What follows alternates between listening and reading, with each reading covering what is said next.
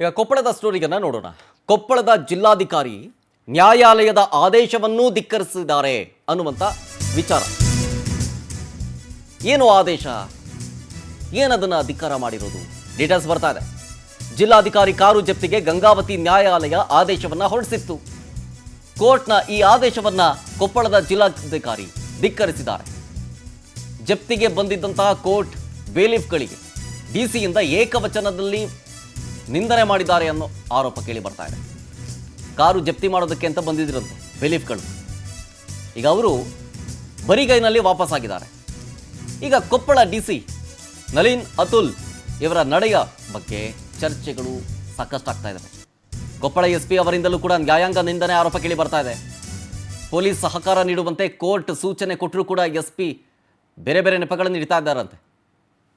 ಭೂ ಒತ್ತುವರಿ ಪ್ರಕರಣದಲ್ಲಿ ಪರಿಹಾರ ನೀಡಲಿಲ್ಲ, ಅದರ ಹಿನ್ನೆಲೆಯಲ್ಲಿ ಕೋರ್ಟ್ ಇದೇ ಗಾಡಿಯನ್ನು ಜಪ್ತಿ ಮಾಡೋದಕ್ಕೆ ಆದೇಶವನ್ನು ಕೊಟ್ಟಿರುತ್ತೆ. ಆದರೆ ಆದೇಶಕ್ಕೆ ತೆರಳಿದಂತಹ ಅಧಿಕಾರಿಗಳು ಬರಿಗೈನಲ್ಲಿ ವಾಪಸ್ಸಾಗಿದ್ದಾರೆ.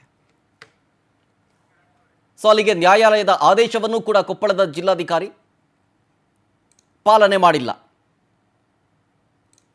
ಕಾರು ಜಪ್ತಿ ಮಾಡೋದಕ್ಕೆ ಆದೇಶ ಇದ್ರೂ ಕೂಡ ಅದಕ್ಕೆ ಕೋರ್ಟ್ ಕಡೆಯಿಂದ ಬಿಲೀಫ್ಗಳು ಬಂದರೂ ಕೂಡ ಅವರನ್ನು ನಿಂದಿಸಿ ವಾಪಸ್ ಕಳಿಸಿದ್ದಾರೆ, ಬರಿಗೈನಲ್ಲಿ ವಾಪಸ್ಸಾಗಿದ್ದಾರೆ.